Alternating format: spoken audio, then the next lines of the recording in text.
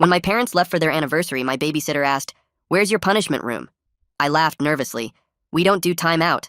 My parents don't even ground me." "Then we're starting today," she responded, dragging a chair towards our hallway closet. She was actually going to lock me in there. I pulled out my phone to text my parents that their babysitter was insane, but she snatched it. "No devices. Your parents' orders." I ran to the house phone and called Mom. She picked up immediately. "Mom, this babysitter is trying to lock me in a closet. Miss Vicki is in charge. Do what she says." Mom's voice was weirdly cold. "This is for your own good. See you Monday." Dad yelled from the background, "We love you." Click. They hung up. And before I had time to process, Miss Vicki had finished setting up the closet with just a wooden chair inside. Reflection begins now. 1 hour. For what? I didn't do anything. After what you did last Tuesday, your parents want immediate correction. She checked her watch. 59 minutes now. I sat in that dark closet, confused and angry, thinking about last Tuesday. I literally just went to school, came home, played Xbox. When the hour ended, she opened the door. "Dinner is what you've earned." She placed a bowl of plain white rice and a glass of water on the table. "This is insane. My parents would never—" "Shut up!" she screamed before throwing my glass against the wall. That evening, she made me handwrite a 500-word essay on respecting others' property. While I wrote, my phone buzzed from where she'd locked it in her bag. She checked it and her face got stern. "Your friend Marco is texting. He says, 'Did your dad find out about the Xbox thing?'" I had no idea what he was talking about. The next day, I woke up at 6 a.m. to the babysitter pulling off my blanket. "Labor builds character. You'll deep clean this entire house today." "Yeah, no, I'm not your maid. I'm calling child services." I rolled back over and pulled my pillow over my head. "This is completely legal. You can clean voluntarily, or I can stand here with an industrial bottle of bleach for 8 hours until you do." As I scrubbed the kitchen floor with a toothbrush, she took photos. "Your parents want documentation of accountability." She aimed her phone at me like I was some kind of criminal. I stopped trusting her after that. That afternoon, silent reflection. No speaking from 2 to 6 p.m. I sat there in silence while she read a book, occasionally looking up to make sure I hadn't moved. When I shifted positions, she'd snap, "Start over." 4 more hours. My sister texted and Miss Vicki read it aloud. "Tell him I'm sorry, but he shouldn't have used Dad's card for Xbox stuff." I never used Dad's card. I had my own debit card from birthday money. That evening, she made me watch a documentary about juvenile detention centers. Kids my age in orange jumpsuits talking about ruining their lives with one bad decision. "This could be your future if you don't learn now," she said during a scene about a kid who stole from his parents. "Your cellmate won't care that your ass is crying for mommy." I didn't steal anything. Denial is expected. Your father found the charges Tuesday night. She pulled out her phone and laughed while she recorded me crying. Your parents want to see what guilt looks like. But my parents still cut the crusts off my sandwiches and let me stay up as late as I wanted. Something wasn't adding up. The next morning, she woke me up at 5 a.m. by dumping a cup of ice water on my face. She took my mattress, dragging it to the garage. Thieves in prison sleep on concrete. Consider this practice. Made me ask permission for bathroom breaks. 3 minutes maximum. Supervised. My best friend Reese managed to sneak a call through the landline. "Dude, Marco is freaking out. He said his mom wants to talk to your parents about paying them back." Beep. Miss Vicki unplugged the phone from the wall. That's another night on the floor. That afternoon, she pulled out printed pages, bank statements with highlighted charges. 5 different charges of $99.99 each to Xbox Live. Still denying it? She pointed at the timestamps. 3:47 p.m. You were home from school. On Sunday morning, my sister called on Miss Vicki's phone. The babysitter finally let me talk, but kept it on speaker. "Just confess already," my sister said. "They know everything." "What do they know? I didn't do anything." My sister sighed. "Marco's mom showed them the Discord messages, idiot." "What Discord messages?" "The ones where you taught Marco how to use Dad's credit card info for Xbox purchases without getting caught. Where you literally wrote, 'Keep it under $100 each time so it doesn't flag the bank,' and my dad never checks his statements anyway." Everything clicked. I had told Marco all that. I'd done it myself 3 times before and never got caught. But Marco was supposed to delete those messages. Miss Vicki took the phone back. "Your parents arrive in 2 hours. I recommend you prepare your confession." When my parents walked in, they looked exhausted. "Forget the money," Dad said. "We knew about that months ago. We were testing you." Mom nodded. "To see if you'd blame Marco, if you'd throw him under the bus to save yourself." I failed every test. "So here's what happens now," Dad continued, pulling out plane tickets. "Military school in Montana. Tonight." But Miss Vicki interrupted. "Actually, there's been a change of plans." She reached into her huge bag and pulled out this thick folder packed with papers. "Your parents hired me for something bigger than just a weekend." Mom and Dad looked at each other while she flipped through the pages.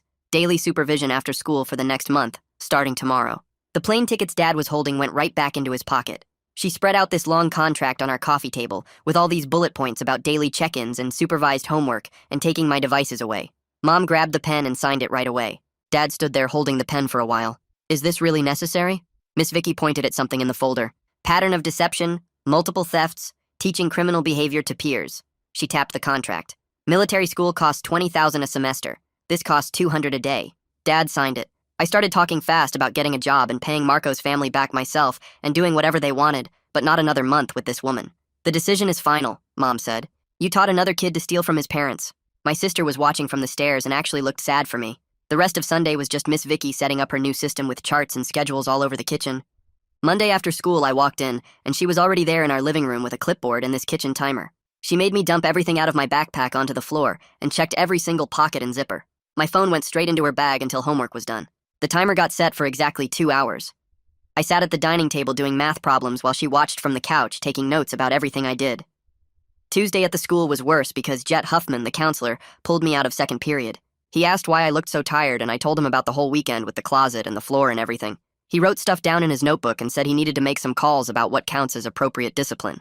Then at lunch, I saw Marco in the hallway, and he turned around and walked the other way as soon as he saw me. Word was getting around school about what happened. Some kids thought I was a snitch who got caught and ratted out Marco. Other kids heard I taught him how to steal from his parents. Reese still sat with me at lunch, but he kept looking around like he didn't want people to see us together. Wednesday after school, Miss Vicki had 4 pieces of paper lined up on the table. Apology letters to Marco, his mother, your father, and the credit card company. Each one had to be 500 words minimum explaining exactly what I did wrong. She set up her phone on this little tripod thing and filmed me writing them. Your parents want to see accountability in action. I wrote about teaching Marco the trick with keeping charges under $100 and how I knew it was wrong but did it anyway. Thursday, the house phone rang during dinner, and it was the school calling. Dad put it on speaker, and the secretary said Jet Huffman wanted to meet with him and Mom about my home situation. Miss Vicki grabbed the phone. I'm part of his support team. I should attend. The meeting got scheduled for Friday morning before classes started. We all drove to the school together Friday and sat in Jet's tiny office with barely enough chairs. He had this whole file spread out on his desk. I have concerns about some of the disciplinary methods being used, particularly the isolation and sleep deprivation. Mom got defensive right away. Traditional punishments never worked with him. Miss Vicki pulled out her credentials and some certificate about therapeutic behavioral modification. Everything I do is completely legal and evidence-based. Jet kept flipping through his papers. I'm required to document everything I'm told about a student's home environment. He looked right at my parents. If things escalate beyond what I've already heard, I'll have to involve Child Protective Services. Dad's face went white. Are you threatening us? Jet shook his head. I'm informing you of my mandatory reporting obligations. Dad turned to Mom. Maybe we have gone too far with this. Mom's voice got sharp. If we don't see this through, he'll never learn to take responsibility for anything. Miss Vicki pulled out her phone and started scrolling through videos she'd taken of me. The meeting ended with Jet writing notes about everything while my parents signed papers saying they understood his concerns. We drove home in silence, and I could feel the tension getting worse with every mile. That afternoon, the house phone rang, and Mom answered it on speaker while we sat at the kitchen table. A woman's voice came through clear and professional, saying she was Mariana Pope from the fraud department at Dad's bank. She needed to talk to me about the unauthorized charges on the credit card and had to determine if criminal charges should be filed. My stomach dropped so hard I thought I might throw up right there. Mom pushed the phone toward me and nodded that I should talk. Mariana asked me to explain exactly what happened with the Xbox purchases and how Marco got involved. I told her everything about teaching him the trick with keeping charges under $100 so they wouldn't flag the bank. She typed while I talked, and I could hear her keyboard clicking through the phone. When I tried to explain that I never thought Marco would actually do it, she cut me off. Intent didn't matter because I facilitated fraud and benefited from teaching someone else criminal behavior. She said she had to submit her report to the district attorney's office within 48 hours.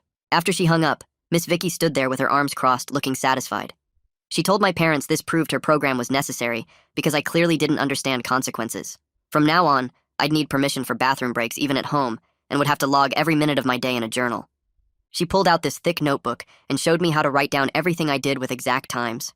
Saturday morning, she woke me up at 6 and announced I had 6 hours of restorative labor ahead. She led me to the garage with cleaning supplies and a camera to document everything.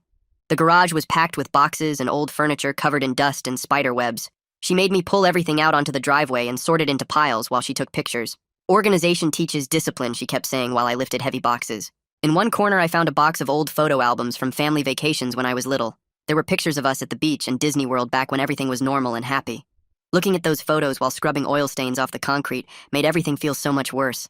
My back hurt, and my hands were raw from the cleaning chemicals, but she wouldn't let me take a real break. Just 5 minutes for water every hour while she filmed me drinking it for my parents. By noon, I'd only gotten through half the garage, but she made me keep going. That evening, after I'd finally finished and showered, the phone rang again. Mom answered, and I heard my Uncle Todd's voice asking about what was going on with me. She explained everything about the credit card theft and Marco and how we were dealing with it. Todd said he wanted to help and offered to hire me at his restaurant so I could earn money to pay everyone back. It was the first good news I'd had in days, but Miss Vicki grabbed the phone. She told him she'd need to supervise my work shifts to ensure accountability and proper behavior modification. Todd sounded confused but agreed to whatever she wanted if it meant helping me. Sunday morning, we all got in the car and drove to Marco's house for a meeting about restitution. My stomach was in knots the whole ride, knowing I'd have to face him and his family. Their living room felt tiny with Marco's mom and his sister Iris, plus my parents and Miss Vicki all squeezed in. Marco sat on the stairs where he could see everything but stayed separate from the group. Miss Vicki handed me the apology letter I'd written and told me to read it out loud. My hands shook as I read about being sorry for teaching him to steal and ruining our friendship. Marco stared at the floor, and his face turned red while his mom sat there with her arms crossed. When I finished, Iris started talking about how we needed a formal payment plan to make this right. She was in college studying pre-law and pulled out this contract she'd already drafted. It said I'd give 80% of everything I earned to their family until all $500 was paid back. Everyone had to sign it, including me, and she made copies for everyone to keep. Marco's mom said he'd lost all his gaming privileges indefinitely and wasn't allowed to hang out with me anymore. We drove home in silence again, and I went straight to my room feeling worse than ever. That night I couldn't sleep and heard my parents talking in their room down the hall. Dad's voice was louder than usual, saying $200 per day for Miss Vicki was insane. Mom argued back that military school would cost way more, and at least this was working.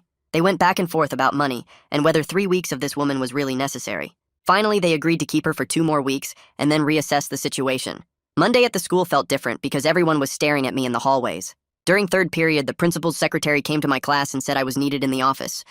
My teacher looked concerned as I grabbed my stuff and followed the secretary down the hall. In the principal's office, a police officer was waiting with a notebook and badge that said, Axel Barker. He said he was following up on the fraud report from the bank and needed my official statement. The principal left us alone, and Officer Barker started asking questions about the Discord messages and credit card scheme.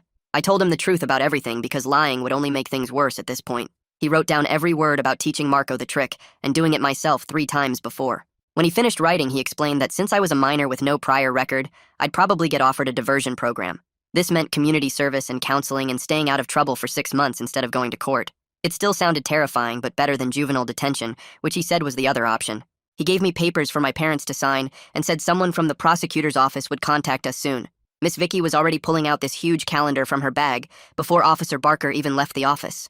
She spread it across the principal's desk and started drawing boxes with different colored markers while muttering about structure and accountability. The principal looked uncomfortable watching her take over his workspace, but didn't say anything. She wrote diversion program in red letters across the top and started filling in time slots for every hour of my day. School got yellow blocks, homework got green, community service got blue, and something called reflection time got black. She snapped photos of each page and said my parents would get daily updates on my compliance. By the time she finished, there wasn't a single empty hour anywhere on that calendar. She folded it up and handed it to me, saying idle hands were what got me into this mess. The walk back to class felt longer than usual, with everyone staring through the classroom doors as I passed. That night, my parents signed all the papers Officer Barker left, and Miss Vicki taped the calendar to my bedroom wall. She stood there with her arms crossed, making sure I understood that any deviation would be reported to the court immediately. Tuesday morning came fast, and Mom drove me to the courthouse for my first meeting with the diversion program. The building was bigger than I expected, with metal detectors at the entrance and guards checking bags. We waited in a room full of other kids and their parents until a woman called my name. Elodie Waters had short gray hair and glasses that made her eyes look huge. She led us to a small office with certificates all over the walls and a desk covered in folders. Mom sat next to me while Elodie opened my file and started reading through the charges. She explained that completing the program meant no criminal record, but failing meant going to court. The requirements were simple but strict. 100 hours at the food bank, weekly check-ins, family counseling, and staying out of any trouble for 6 months. She handed me a paper to sign and said my first shift would be tomorrow after school. Her voice wasn't mean, but it wasn't friendly either.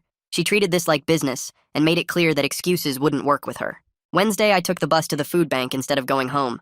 The building used to be a grocery store, but now had signs about donations and volunteer hours. Inside smelled like cardboard and old vegetables. A man named Terrell met me at the front desk and showed me where to sign in. He didn't ask what I did or why I was there. He just handed me gloves and pointed to a mountain of canned goods that needed sorting.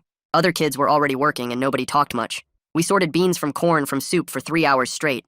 My back hurt from bending over boxes and my hands were sore from moving cans. Terrell checked my work once, but mostly left us alone. When my shift ended, he signed my paper and said he'd see me next week. Thursday was worse because Miss Vicki drove me to our first family therapy appointment. The office was in a strip mall between a nail salon and a pizza place. Kieran Morrow looked younger than I expected, with a beard and jeans instead of a suit. His office had toys on the shelves, even though we weren't little kids. Mom and Dad sat on the couch while I got stuck in a chair facing everyone. Kieran asked Dad to start by explaining when he first noticed the charges. Dad's face got red as he admitted seeing them 2 months ago, but hoping I'd confess on my own. Mom jumped in saying she wanted to handle it immediately, but Dad kept putting it off. They started arguing about whose fault it was, until Kieran raised his hand for quiet. He asked me directly how it all started. I stared at my shoes and told them about wanting the new zombie game that cost $60. Dad had already said no when I asked for money, so I memorized his card number from when he ordered pizza online. The first charge was just $20 for game currency, and he never noticed. Then $40 the next month for a season pass. Then $60 for that zombie game I wanted. Each time got easier because nothing bad happened. When Marco complained about being too broke for games, I felt smart showing him my trick. I taught him to keep charges under 100 to avoid the bank calling and to delete purchase emails right away. Kieran wrote notes while I talked and asked if I understood why Dad felt betrayed. Friday at the school was brutal because everyone knew about the police visit. Kids whispered in the hallway and pointed when they thought I wasn't looking. Some girl I didn't even know called me a thief loud enough for everyone to hear. Marco's friends gave me dirty looks in the cafeteria, and one kid shoulder-checked me at my locker. Reese walked with me between classes, but said Marco's friends were planning something and I should watch out. Even teachers looked at me differently, like they were disappointed. That weekend, Miss Vicki announced her new plan for reflection sessions. She set up her phone on a tripod in our living room and made me sit in a chair facing the camera. For the next hour, she asked questions about my crimes while recording everything.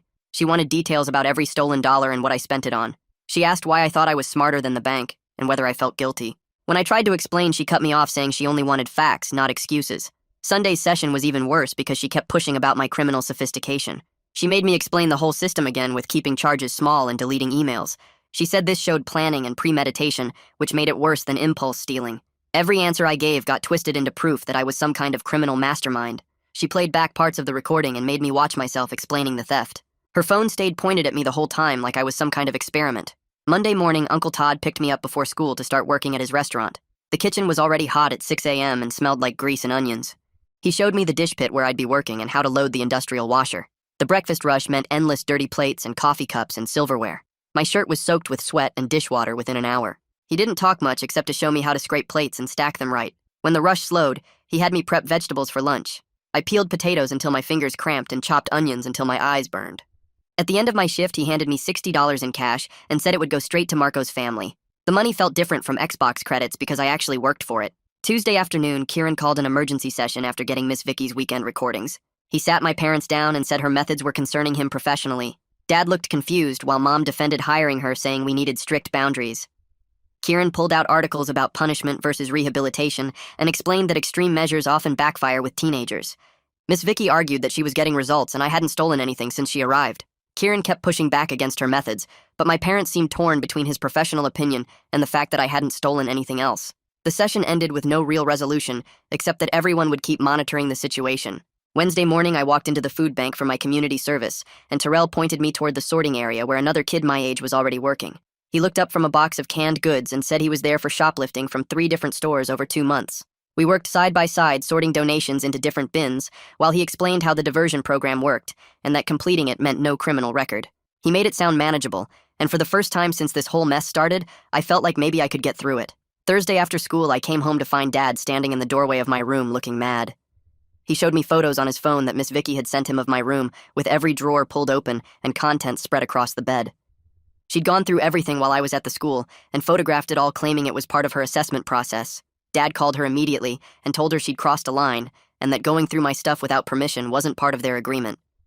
She argued that monitoring for stolen items was necessary, but Dad shut her down and said she needed to stick to the supervision hours they'd agreed on and nothing else. Friday afternoon, the house phone rang, and Mom answered, then handed it to me with a serious look on her face. Rohit Anderson from the district attorney's office explained that they were officially offering me the juvenile diversion program, which meant 6 months of requirements but no formal charges if I completed everything successfully. My parents had to sign agreements too about family counseling and maintaining appropriate supervision at home. He emailed the paperwork and said we had a week to review and sign everything. That weekend, Miss Vicki showed up with a thick folder and her laptop ready to present her 2-week report to my parents.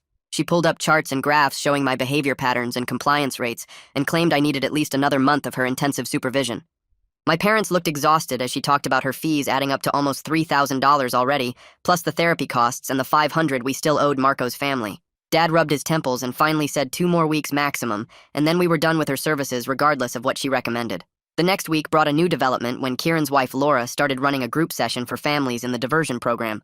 My parents went Tuesday evening and came back looking different somehow. Mom had been crying and told me that hearing other parents talk about their kids' mistakes made her realize they weren't alone in this. One mother had talked about feeling like she'd failed her child when he got caught stealing, and Mom said she related to every word. Laura had explained that these situations often revealed family patterns that needed addressing, not just the kid's behavior. Wednesday evening, I attended my first peer support group led by Gavin, who turned out to be Kieran and Laura's son. He was 17 and had gone through the diversion program 2 years earlier for vandalism after spray painting buildings downtown. He talked openly about how angry and ashamed he'd felt at first, but said those feelings faded as he worked through the program. He told us the lessons stuck if we let them, and that he actually felt grateful now for getting caught before things escalated. By the 3rd week, I'd fallen into a routine that left no time for anything except obligations. School until 3, then either the food bank or Uncle Todd's restaurant until 6, then home for supervised homework with Miss Vicki watching, then therapy or group sessions, then bed by 10. My body ached from the restaurant work, and my brain felt fried from all the therapy. But I hadn't even thought about video games or Discord in days. The structure was exhausting, but it kept me too busy to get into any more trouble, which was probably the whole point. Wednesday of that week, I walked up to Marco's house with an envelope containing $200 from my restaurant work. Iris answered the door and took the money professionally, giving me a typed receipt that showed the remaining balance of $300. I could see Marco sitting on the stairs behind her watching, but he didn't come down or say anything. His mom appeared and said he was still processing the betrayal and needed more time before he'd be ready to talk to me if ever. Thursday's family therapy session got intense when Kieran asked Dad about something he'd discovered. Dad admitted he'd been monitoring my old Discord account and showed us screenshots of messages from my gaming friends. Some were making jokes about me being in baby jail, while others seemed genuinely worried and asked if I was okay. Dad had been reading everything but hadn't responded to anyone. Kieran suggested I write a brief explanation to close things out properly, then delete the account entirely to remove the temptation. Friday at the school, Jet pulled me aside between classes to check how things were going. He'd been keeping tabs on the situation through official channels and teachers' observations. He noted that I looked tired but more stable than before, and my grades were actually improving without the gaming distraction. He reminded me his door was always open if I needed someone to talk to outside of all the mandatory sessions. The improvement was real, but it came at a cost of feeling like every minute of my life was scheduled and supervised and documented. Saturday morning, Miss Vicki showed up with a thick folder and spread papers across our dining table while announcing her final week would include something she called a behavioral assessment. She pulled out personality tests with hundreds of questions about how I'd react in different situations and made me sit there for 3 hours filling in bubbles while she watched. After that came essay prompts about my crimes where I had to write 500 words about why I taught Marco to steal and another 500 about the damage I'd caused. She set up her phone on a tripod and recorded me doing role-playing exercises where she'd pretend to be one of my friends asking me to do something illegal, and I had to practice saying no in different ways. The whole thing made me feel like some kind of lab rat being studied for a science experiment. Monday's assessment got even weirder when she brought up specific details about how I'd taught Marco the credit card trick in person at his house, but then deleted all our Discord messages about it afterward. She kept pushing me to admit this showed I knew what I was doing was wrong and that I was trying to cover my tracks. I tried explaining I was just being careful because I didn't want my parents finding out about the Xbox purchases, not because I was planning some big crime spree. She wrote down every single word I said in her notebook, muttering about how the court needed to understand my thought patterns and decision-making process. Tuesday morning, I was eating cereal when the doorbell rang, and Officer Barker stood there in his uniform, asking to speak with my parents. My stomach dropped, thinking I was about to get arrested, but he actually came with good news that Marco's family had decided not to press any additional charges since they were satisfied with the restitution agreement we'd worked out. He explained that as long as I completed the diversion program successfully, this whole mess wouldn't follow me to college or show up on background checks for jobs. Walking back to the kitchen after he left, I actually felt something I hadn't felt in weeks, which was real hope that maybe my life wasn't completely ruined after all. Wednesday at the food bank, I was stacking canned goods when Terrell came over and said I'd been doing really good work for the past few weeks. He asked if I'd thought about maybe continuing to volunteer, even after my required hours were done because they could always use the help. The question caught me off guard because I realized I actually might want to keep coming back, since helping people who really needed food made me feel useful in a way I'd never experienced before. Nobody there judged me or asked what I'd done to end up doing community service, and the other volunteers just treated me like a regular person. Thursday's family therapy session with Kieran focused on rebuilding trust between all of us, and he had us work together to create a family contract. We spent the whole hour writing down clear expectations and consequences that everyone could agree on, with Mom promising no more surprise babysitters or extreme punishments, and Dad agreeing to actually communicate when he was upset, instead of plotting elaborate tests. I had to promise no more lying or stealing, obviously, but also to be honest about my feelings instead of just pretending everything was fine all the time. Kieran typed it all up and printed copies for everyone to sign like it was some kind of official document. Friday marked Miss Vicki's last official day, and she showed up with a 20-page report she'd written about my progress over the past month. She sat at our kitchen table reading highlights to my parents about how I'd shown improvement in accountability and responsibility, but still recommended ongoing monitoring to ensure I didn't backslide. My parents thanked her for her services and handed her a check, but made it clear we'd be handling things internally from now on, with professional support from Kieran and the diversion program. She packed up all her folders and timers and clipboards and left without even saying goodbye to me directly. That weekend felt completely strange without her constant presence watching everything I did and timing my activities. My parents still enforced rules like checking my homework and limiting screen time, but they did it like normal parents instead of prison guards with stopwatches. Saturday night, we actually sat down for dinner together and talked about regular stuff like Dad's work project and Mom's book club instead of my crimes and rehabilitation. Sunday, we even watched a movie together on the couch, which hadn't happened since before this whole disaster started. Monday morning brought a meeting with Diana Rogers at the courthouse, where she reviewed all my progress so far as the court-appointed mediator. She went through her checklist noting I'd completed 40 hours of community service already, and my payments to Marco's family were on schedule, and therapy attendance was consistent. She smiled and said if I kept this pace up, I'd successfully complete the program, maybe even ahead of schedule. Walking through the school hallway Tuesday, I turned a corner and found myself face-to-face with Marco for the first time since everything exploded. We both froze for a second, just looking at each other, and then he gave me this tiny nod before walking past without saying anything. Reese caught up with me later and mentioned Marco had told him he didn't hate me anymore, but just couldn't trust me again after what happened, which hurt to hear, but made sense. Wednesday's shift at Uncle Todd's restaurant turned out to be the busiest night they'd had in weeks, with orders flying out constantly. I washed dishes and chopped vegetables for 6 hours straight until my hands were raw, but somehow the steady rhythm of the work felt good. Uncle Todd came back to check on me near closing time and mentioned that once I'd proven myself reliable for a few more weeks, he might start teaching me some actual cooking skills instead of just prep work. Having someone actually believe I could be better and learn something useful made me want to work even harder to prove him right. Thursday's meeting with Elodie Waters went better than expected. She flipped through my file, checking off all the boxes while I sat across from her in that small courthouse office that smelled like old coffee and printer ink. She looked up from the papers and actually smiled for once. Monthly check-ins from now on. She stamped something official-looking and handed me a new schedule. Most kids in the program took way longer to get their requirements reduced, but I'd been hitting every deadline and showing up to everything on time. Friday brought our regular family therapy session, but this time my sister came along. She sat between my parents on Kieran's couch, picking at her nail polish, while he asked her why she wanted to be there. She started crying when she talked about how scared she'd been watching me change into someone she didn't recognize over the past year. The lying and sneaking around had gotten so bad she didn't know who I was anymore. We spent the rest of the hour working out a deal where she'd stop covering for me if I'd stop putting her in that position. 2 months had passed since this whole disaster started, and I walked into Marco's house with another envelope. $400 this time from all my restaurant shifts and some extra hours Uncle Todd had given me. Iris counted it carefully and wrote out a receipt while Marco's mom watched from the kitchen doorway. Only $100 left to pay, and this part would be over. Uncle Todd pulled me aside after my shift that week and told me I'd earned a raise. Not a huge one, but enough to notice in my paycheck. He'd been watching me show up early and stay late without complaining, and said that kind of work ethic deserved recognition. The money felt different when I'd actually worked for it instead of stealing it. Gavin's peer support group met every Tuesday in the basement of the community center. We'd been going through the motions for weeks, but something clicked during that session when we talked about triggers. One kid mentioned how volunteering at the food bank made him realize that wanting expensive video games was such a stupid problem compared to families who couldn't afford groceries. We spent the rest of the hour coming up with strategies for when we saw stuff we wanted but couldn't afford, writing it down and waiting a week before deciding if we really needed it, finding free alternatives, remembering what happened last time we took shortcuts. School had mostly gone back to normal by then. Some kids still whispered when I walked by, but most had moved on to newer drama about who was dating who or whatever fight happened at last week's party. Jet Huffman stopped me in the hallway between classes to check how things were going. He said I looked healthier, and my teachers had mentioned I was actually paying attention in class now. Without staying up all night gaming, my grades had gone from barely passing to solid Bs and even an A in history. 3 months after everything exploded, I made the final $100 payment to Marco's family. Iris had all the paperwork ready and gave me the signed completion document I needed for court. Marco's mom thanked me for following through with the payments and said she hoped I'd learned something from all this. Marco watched from the top of the stairs but didn't come down. His mom said he still wasn't ready to talk, but maybe someday he'd be able to forgive me. Diana Rogers scheduled a review meeting the next week at the courthouse. She went through my entire case file, checking off each requirement like she was grading a test. Community service hours completed ahead of schedule. Full restitution paid. Perfect therapy attendance. No new incidents or violations. She typed up her report right there in front of me, recommending the court close my case 3 months early for exceeding all expectations. The actual court hearing only took about 10 minutes. Rohit Anderson stood up and told the judge I'd gone above and beyond what was required in the diversion program.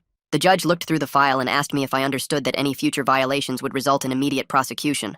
I said yes, and meant it. She signed the order sealing my juvenile record and officially closing the case. My parents actually smiled at me for the first time since this whole thing started. That weekend, we had a small dinner at home to celebrate. Nothing fancy, just grilled chicken and salad, but we all sat at the table together like a normal family. Dad said he'd noticed real changes in how I handled responsibility and thought about consequences now. Mom admitted she'd let fear make her go overboard with the whole Miss Vicki situation and should have handled things differently. We didn't pretend everything was perfect, but it felt like we were finally moving forward instead of just dealing with crisis after crisis. About a week later, I was at the grocery store grabbing milk for Mom when I turned the corner and almost ran straight into Miss Vicki. She was with another family and had her hand on some kid's shoulder while his parents picked out cereal. We locked eyes for a second, and she gave me this small nod before turning back to her new client. The kid looked miserable and exhausted, just like I had 3 months ago. I grabbed the milk and left without saying anything, but realized something had changed. She didn't scare me anymore because I understood now she was just doing the job my parents hired her for, even if her methods were completely insane. Uncle Todd called me into his office at the restaurant the next week and pushed a folder across his desk with employment paperwork inside. He said I'd shown up every shift for 3 months straight and never complained about washing dishes or mopping floors, which apparently impressed him more than he expected. The papers showed a raise to $12 an hour and guaranteed 20 hours a week during school, 30 in summer. I signed everything and shook his hand, feeling weird about having a real job that wasn't just paying back stolen money. He walked me through the kitchen and showed me the prep station where I'd start learning basic knife skills next week. The other cooks nodded at me differently now, like I belonged there instead of just being some kid doing community service. That Thursday was supposed to be our last family therapy session with Kieran, but when we got there, he had evaluation forms spread across his desk. He went through each category checking boxes about communication improvement and conflict resolution skills, while Mom and Dad answered his questions about how things felt at home now. After 40 minutes of reviewing our progress, he closed the folder and said we'd accomplished more than most families manage in a year of sessions. Dad asked if we should keep coming anyway since it helped us talk about stuff we used to ignore. Kieran suggested monthly check-ins instead of weekly sessions and gave us worksheets to practice the communication tools at home. We scheduled the next appointment for 4 weeks out and walked to the car without the usual heavy silence that used to follow therapy. 6 months had passed since everything started when I spotted Marco at the school basketball game sitting with kids I didn't recognize. I was getting nachos at halftime when he walked over and stood next to me at the concession stand without saying anything at first. He grabbed a water bottle and finally said he didn't hate me anymore, but couldn't forgive me yet either. I told him I understood and started to walk away, but he said wait, and told me he respected how I handled everything after getting caught, paying his family back and doing all the court stuff without trying to dodge responsibility. We stood there for another minute before he went back to his friends, and I went back to mine, knowing we'd never hang out again, but at least the anger was gone. Spring came, and suddenly everyone was talking about graduation and college applications started showing up in my email. The criminal history question made my stomach drop every time, until I remembered Diana Rogers explaining that completing diversion meant I could honestly check no since my record was sealed. I filled out application after application, writing essays about overcoming challenges and learning from mistakes without mentioning the specific crimes that taught me those lessons. My grades had actually gone up since I stopped gaming all the time and started structuring my days around work and volunteering. The food bank scheduled me for regular Friday afternoon shifts now, and Terrell started having me train the new diversion kids who showed up scared and angry, just like I had 6 months ago. I showed them how to sort canned goods and stack boxes while telling them the program wasn't as bad as it seemed if they just did what they were supposed to do. One kid asked if I was staff and seemed shocked when Terrell said no. I was just another diversion kid who stuck around after finishing my hours. It felt good helping them see they weren't doomed just because they messed up once. At home, things settled into new patterns where Mom asked about my day and actually listened to the answer while Dad and I cooked dinner together on Sundays. We had family meetings every 2 weeks using the format Kieran taught us where everyone got 5 minutes to talk without interruption about anything bothering them. My sister started joining us for movie nights again instead of hiding in her room, and we even played board games sometimes without anyone getting mad about losing. The crisis that almost sent me to military school had somehow turned into us actually acting like a family, instead of just people living in the same house. Sitting in my room one night finishing homework, I thought about how different everything could have been if Marco's mom hadn't found those Discord messages. I probably would have kept stealing, maybe taught other kids, definitely gotten caught eventually, but with way worse consequences. Getting busted at 15 with $500 in Xbox charges sucked hard, but it stopped me before I became someone who thought stealing was normal. The months of punishment and programs and payments were awful, but they worked, making me understand that every crime has victims even when you tell yourself nobody gets hurt. These days, my routine runs like clockwork with school until 3, then either the restaurant or food bank until 7, homework until 9, then actual free time that I earned instead of stole. Reese comes over on weekends and we play basketball or go see movies with money I made washing dishes. My bank account has $400 saved from working extra shifts, and I'm planning to buy my own Xbox with cash I earned legally. The whole disaster that started with me teaching Marco to steal from my dad seems so stupid now, barely worth remembering except to remind myself how fast bad choices can wreck everything and how much work it takes to fix what you break. Thanks for wondering through all of this with me. It's been really interesting sharing these moments together. I'll catch you next time. Subscribe for more content like this.